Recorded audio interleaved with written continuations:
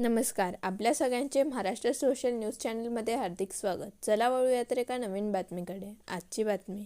शिंदखेडा नगरपंचायतीच्या निवडणुकीच्या पार्श्वभूमीवर राज्याच्या पर्यावरण मंत्री पंकजा मुंडे यांची जाहीर सभा पार पडली. भाजप उमेदवारांच्या प्रचारार्थ पार पडलेल्या या जाहीर सभेला महिलांची मोठी गर्दी झाल्याचे चित्र पाहायला मिळाले.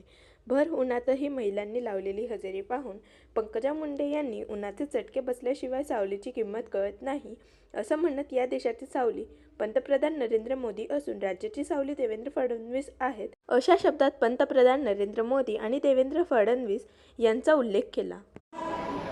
या भव्य प्रचार सभेमध्ये मंचावर उपस्थित मला वाटतं आमच्या सर्व आमदारांमध्ये सगळ्यात जास्त रेकॉर्ड निवडून येण्याचं त्यांनी क्रिएट केलेलं आहे ते माझे बंधू, आपल्या सर्वांचे नेते, माझे सहकारी मंत्री जयकुमार रावळजी, ज्यांच्या प्रचाराला ही भव्य सभा आहे त्या रजनीताई वानखेडे, मंचावर उपस्थित राम बदानेजी, नारायण पाटीलजी, माधुरी बासनाजी, प्रतिभा चौधरीजी, अनिल वानखेडेजी, राजेंद्र देसले, जिजाबराव पाटीलजी.